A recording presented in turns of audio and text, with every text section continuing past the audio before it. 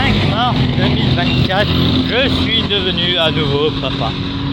Eh bah putain, bon, troisième et dernière fois. Oh, déjà, c'est une vidéo fourre-tout de la journée, ce que j'ai ressenti.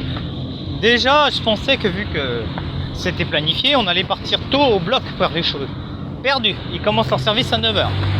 Autre élément inopérant, c'est leur système de tickets avec des fiches, patients, établissements soignants, enfin, un système, un truc fouillis. Alors que si on mettait en place des systèmes de QR code ou de code barre, on diviserait par deux le temps de traitement. Bon.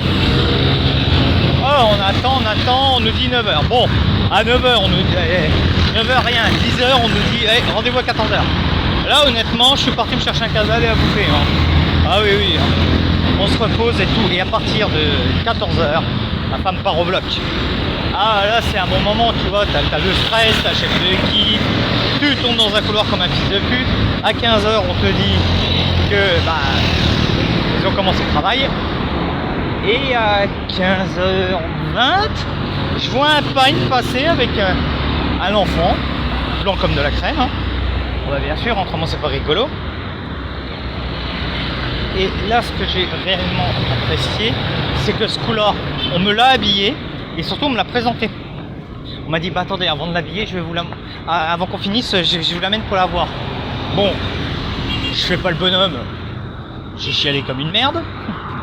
Enfin, c'était un mélange, hein. Je rigolais et je chialais comme une merde. Bizarre. Bref. Et après, je l'ai récupéré. Et dans la chambre et tout, et là c'est les moments magnifiques. Parce qu'en plus les yeux du bébé sont encore un peu tout collés parce que l'histoire il est là. Tu sais, plein jour, l'autre il a passé 9 mois au chaud. Et là d'un coup les yeux s'ouvrent. Et comme c'est une petite fille, elle te regarde et là d'un coup, toi, ça change tout là. Honnêtement, ça change vraiment tout. Là, t'as ton cœur qui bat à 300, 400 à l'heure. Bon, après, il y a tous les allers-retours parce que la bonne femme, elle va en réa quand même. Hein. Et toutes les petites courses, mais vraiment, c'est des genres de journées comme ça, c'est des genres d'émotions comme ça qui te font sentir homme, quoi. Ah, puis il y a tous les appels aussi, les partages Facebook et tout ça. Enfin bref, c'est un truc de taré que j'ai vécu. Après, la paternité, c'est un truc de taré, mais faites ça avec la bonne femme déjà, de 1. Et de 2, ne courez pas, ça sert à rien. C'est pas le nombre qui compte, c'est l'intensité du moment, quoi. Donc, la France en République 1879-1914, l'élection de Jules Crévy à la présidence de la République le 30 janvier 1879 marque l'achèvement de la conquête des institutions par les républicains. La République de justesse. Les lois constitutionnelles de 1875 ont conservé l'appellation. Texte de compromis et d'attente, elle dessine les contours assez vagues d'un régime libéral protégé des à-coups du suffrage universel dont il tire sa légitimité. Ni plus ni moins. Contre la réaction politique et cléricale figée dans le refus obstiné des principes de 1789, les modérés au pouvoir en 1879 entendent établir que la République, loin d'être synonyme de trouble et de subversion sociale, est au contraire facteur d'ordre et de progrès dans la liberté. Il en va de la capacité du régime à s'ancrer dans la durée. 35 ans plus tard, ce sera chose faite. Entre-temps, les déceptions des tenants d'une république ardente, combative, attentive au sort des humbles et l'opposition persistante des nostalgiques du passé auront alimenté bien des contestations. Le débat toujours âpre a gagné en complexité au fil des ans. Et des crises, le régime s'affermit, démontre sa capacité à absorber les secousses et élargir ses bases. La reconnaissance de liberté individuelle et collective essentielle, l'œuvre scolaire acquis majeur est définie comme telle. Concourt à son enracinement. Desservi par la dépression économique du dernier quart de siècle, le régime paye au prix de fort l'appui recherché auprès des classes moyennes, paysanneries et couches sociales nouvelles. Donc, voilà, c'est une période très importante. Avant 1879, certes on est en République depuis 1871, mais ce sont les monarchistes qui sont au pouvoir, qui détiennent les chambres et la présidence. MacMahon est un président monarchiste. Mais il récupère l'Assemblée nationale, puis le Sénat, et enfin la cabale, la présidence, et une fois que tu as tout, c'est bon. Donc déjà, c'est une république confirmée. Plutôt que de se lancer dans une délicate refonte, les républicains se contentent de retouches constitutionnelles. Si on accepte le retour à Paris du siège des pouvoirs, voté en juin 1879, parce qu'avant c'était à Versailles, depuis 1871. Paris, ça pue la révolution, 1789, 1848, la commune en 1870, ça pue la révolution, faut être d'accord. À l'évidence, la priorité est ailleurs. La victoire des républicains débouche entre 1879 et 1881 sur de promptes avancées des libertés. Réunions, presse, affichage, édition, colportage.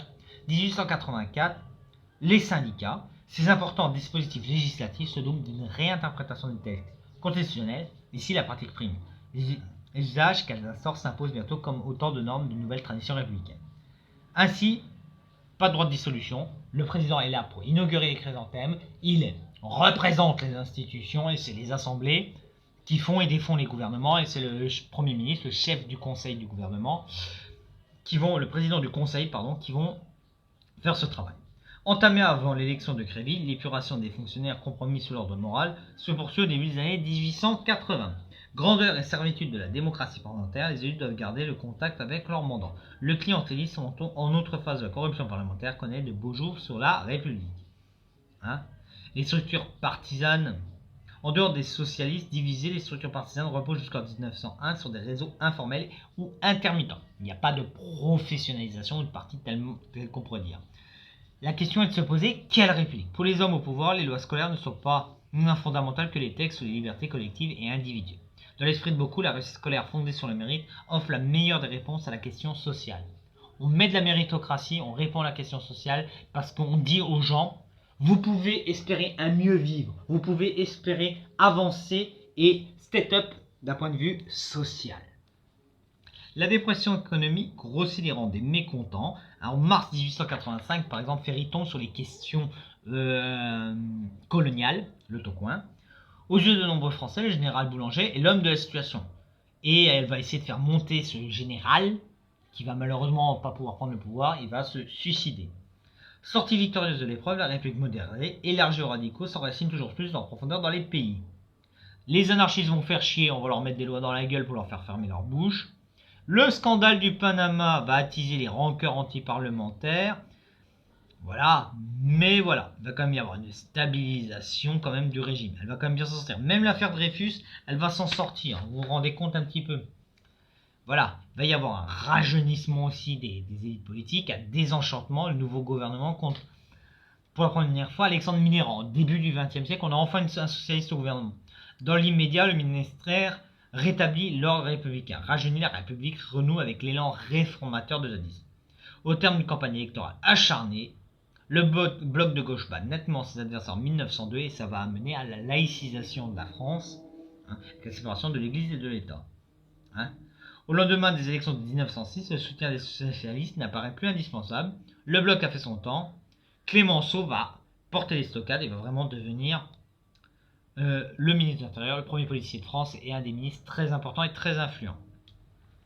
Voilà. Et malgré les crises, malgré l'action française, malgré les manifestations, le régime va bien. Donc, la société française entre deux époques, il y a une mobilité quand même si la société est très hiérarchisée par des consensus économiques, sociaux, il va quand même y avoir une mobilité. Bon, une démographie un peu en berne et quelques turbulences sociales, voilà, avec des grèves, un syndicalisme qui va un syndicalisme qui va se structurer. Voilà. Malgré la déchristianisation, la France reste quand même catholique. L'Église va quand même bien résister. L'école est l'un des terrains privilégiés d'affrontement sur lesquels se joue le combat entre les républicains et l'Église. C'est pour ça que les écoles catholiques vont en chier. Il va y avoir une culture de Mars qui va émerger. La culture qui se dessine ainsi emprunte des normes esthétiques à la tradition. Elle va quand même rester un peu tradie, la culture. Et il va y avoir toute une période avec des poètes, Guide, Claudel, Proust, Apollinaire, des peintres comme Matisse, Braque, des compositeurs comme Fauré, Debussy, Ravel. Voilà. Bon, Vienne et Berlin sont des capitales culturelles hyper mouvantes. Paris, quand même, une capitale aussi mondiale parce qu'elle a aussi Picasso. Vous voyez un petit peu, donc c'est une société quand même qui bouge, qui est en forme, mais qui va bientôt connaître les terribles convulsions de la Première Guerre mondiale.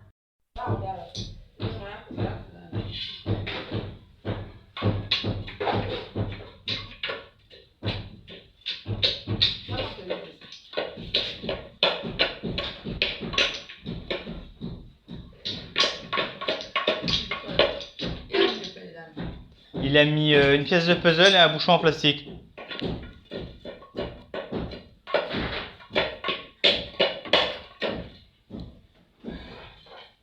Alors, une vidéo un peu compliquée sur les adjectifs ou les adverbes. Alors, l'adjectif modifie le sens d'un nom et s'accorde avec le nom auquel il se rapporte. Alors que l'adverbe est invariable, il modifie le sens soit d'un verbe, soit d'un adjectif, soit encore d'un autre adverbe.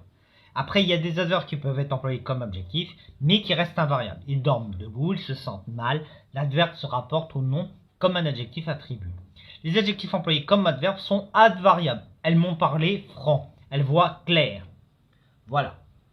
Donc maintenant un peu le pluriel des adjectifs masculins. Et en S, c'est la plupart des adjectifs. Grand, content, petit, des adjectifs en S ou des adjectifs en OU. Le pluriel des adjectifs masculins est X. Il s'agit des adjectifs en X, délicieux, heureux, orageux. Des adjectifs en EAU comme beau. Des adjectifs en AL qui vont amener à une structure en AUX. Après il y a des exceptions comme banal, bancal, fatal, natal, naval, tonal. Les adjectifs invariables, il s'agit de nombreux adjectifs qui se terminent par O, afro, fluo, folklore, mélo. L'usage est fluctuant dans ces mots, dont la vie est souvent brève, mais on accorde le plus souvent. Accro, barjo, parano, pro et snob. Chic est invariable en genre, mais il s'accorde en nombre. Des gens chics. Autrefois invariable, impromptu s'accorde. Bredouille s'accorde aussi. Bon, concernant le féminin, si le masculin se termine par un E muet, il n'y a pas de changement. Si le masculin se termine par une voyelle, on rajoute un E. Joli, masculin, I. Joli, féminin, se finit par IE. Alors, si le masculin se termine par une consonne prononcée, on ajoute E à la base du masculin. Normal, normal, E au féminin. L'adjonction du E entraîne des modifications pour conserver la prononciation de la voyelle. Les adjectifs qui finissent en L, UL et ET redoublent la consonne. Accidentel, annuel, billette, cruel, net, nul. Les adjectifs qui finissent en ER font apparaître un accent grave. Amer, amer, avec un accent au féminin pour faire E, accent RE. Si le masculin se termine par une consonne diacritique est une consonne non prononcée mais qui modifie la prononciation du voyelle. En, et, on double alors la consonne.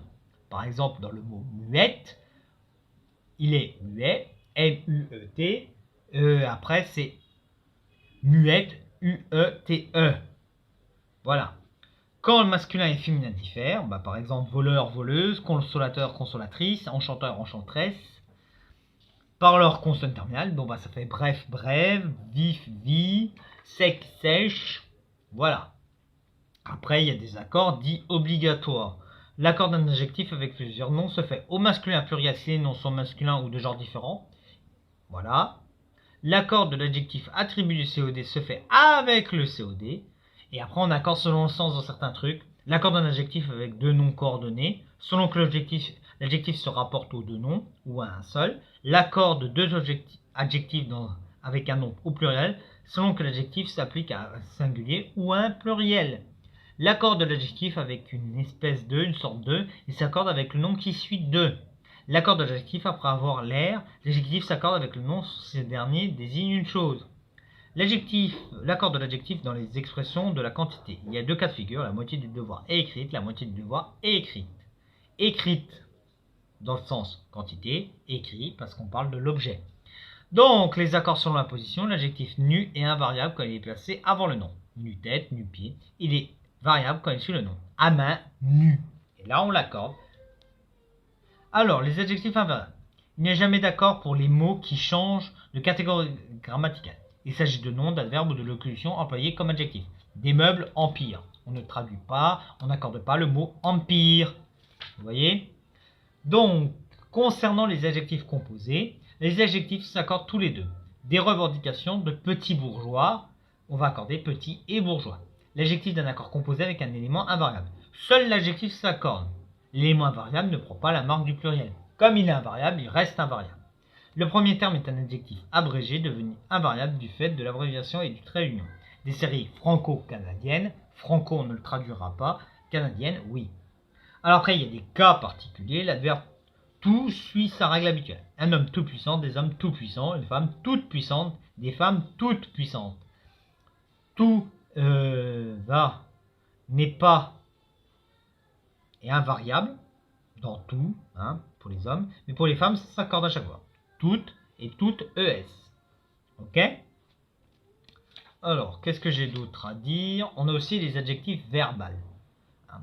Le participe présent et le gerundice sont des formes verbales. Ils sont invariables. Mange, mangeant. L'adjectif verbal en ANT s'accorde avec le nom auquel il se rapporte. Hein. Mais après, il faut reconnaître le participe présent. C'est une forme verbale qui indique une action en cours de déroulement et contemporaine de l'action principale. Saluant tout le monde, il sortit. C'est-à-dire, il a salué et il sort en même temps.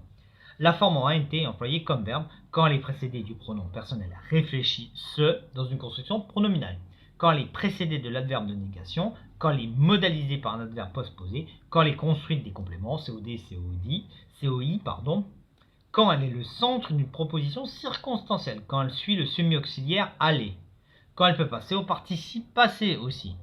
Alors, adjectif verbal ou participe présent? Il faut savoir le reconnaître. Hein. C'est un ancien participe présent tombé dans la catégorie des adjectifs. L'adjectif verbal désigne non une manière de faire, mais une manière d'être dans sa permanence, une qualité. Il n'a plus rien d'invariable, il appartient à la classe des adjectifs qualificatifs.